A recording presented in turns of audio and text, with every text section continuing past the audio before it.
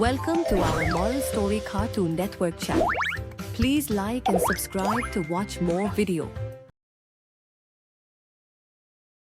कहते हैं जिंदगी में सबसे बड़ा युद्ध बाहर नहीं, हमारे अंदर चलता है। आज की कहानी एक ऐसे लड़के की है जिसकी जिंदगी बदल गई महाभारत की एक अनसुनी कथा सुनकर। एक छोटा सा शहर और उसमें विनय नाम का एक लड़का रहता था। वो होशियार था, उसके अपने सपने थे, उसमें हौसला भी था, पर एक ही कमजोरी उसकी पूरी जिंदगी पर भारी पड़ रही थी।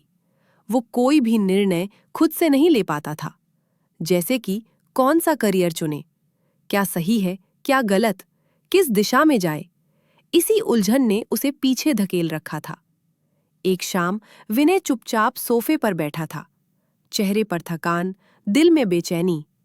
उसी समय उसकी माँ वहां आई और विनय को उदास देखकर स्नेह से बोली, विनय, क्या हुआ बेटा? तुम इतने परेशान क्यों हो? माँ, मुझे समझ नहीं आता कि मैं अपनी लाइफ में क्या करूं। गलत फैसला लेने से डर लगता है, इसलिए कुछ कर ही नहीं पाता। माँ ने उसे बाहों में भर लिया। विनय टूट कर रो पड़ा। उसकी माँ ने उसे गले लगाया और फिर माँ ने कहा, बेटा, हल हमेशा हमारे पास होता है। कैसा हल माँ? और फिर माँ ने कहा, आज तुझे मैं एक कहानी सुनाती हूँ। कुरुक्षेत्र के महायुद्ध से कुछ दिन पहले चंपा के शांत जंगलों में सुबह की पहली किरणें फैल रही थीं। वहीं पर एक गांव में रहते थे भीम के पुत्र घटोत्कच के पुत्र बारबरीक। बारबरीक एक असाधारण योद्धा था, जिसने बचपन से एक ही प्रतिज्ञा निभाई थी, मैं हमेशा कमजोर का साथ दूंगा। जब बारबरीक को महाभारत के युद्ध के बारे में जानकारी पड़े, तब वह युद्ध के लिए निकल पड़े। जाते समय उसकी माँ ने उससे कहा कि मेरे वीर, याद रखना, कमजोर का साथ कभी मत छोड़ना। बारबरीक ने कहा, माँ, मैं अपनी प्रतिज्ञा पर आँच भी नहीं आने दूंगा। बारबरीक अपने घोड़े पर सवार होकर कुरुक्षेत्र की ओर निकल पड़ा। रास्ते में एक ब्राह्मण दिखे, सफेद दाढ़ी, सीधे सादे कपड़े और आंखों में दिव्य चमक। वो थे कृष्ण, वेश बदलकर। उस ब्राह्मण ने बारबरीक से पूछा कि वीर, कहाँ जा रहे हो? बारबरीक ने कहा, कुरुक्षेत्र, युद्ध में भाग लेने। भगवान कृष्ण ने उसके 3 तीरों को देखा, मुस्कुराते हुए कहा, सिर्फ 3 तीर? क्या कर लोगे? बारबरीक ने कहा, पहला तीर दुश्मनों को चिन्हित करेगा, दूसरा उन्हें खत्म करेगा और तीसरा वापस मेरे तरकश में लौट आएगा। भगवान कृष्ण चकित थे, पर प्रश्न अभी बाकी था। कृष्ण ने कहा, और तुम किस पक्ष का साथ दोगे? बारबरीक ने कहा, कमजोर का। कृष्ण गंभीर हो गए।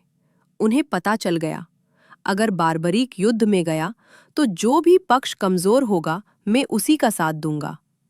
यह सुनकर भगवान कृष्ण के मन में चिंता हुई और वे मन ही मन बोले, यदि ऐसा ही चलता रहा तो महाभारत का युद्ध कभी समाप्त नहीं होगा। भगवान कृष्ण ने गहरी सांस ली और कहा, धर्म की रक्षा के लिए मुझे तुम्हारा सिर चाहिए। हवा थम गई, जंगल स्थिर हो गया, लेकिन बारबरीक शांत था। बारबरीक ने कहा, यदि मेरा बलिदान धर्म बचा सकता है, तो यह मेरा सौभाग्य है। इसके बाद वीर बारबरीक ने बिना हिचक अपना शीश धड़ से अलग कर दिया और भगवान कृष्ण ने उस पावन शीश को एक पहाड़ी पर स्थापित कर दिया। कृष्ण भगवान ने कहा, यहां से तुम पूरा महाभारत देखोगे। और बारबरीक ने देखा भीम का प्रहार, अर्जुन की कौशलता, कर्ण का पराक्रम, अभिमन्यु का बलिदान, धोखा, साहस, मानवता और विनाश का नृत्य। वह अकेला साक्षी था पूरे महाभारत युद्ध का। युद्ध समाप्त हुआ। भगवान कृष्ण पांडवों को लेकर बारबरीक के सिर के पास पहुंचे।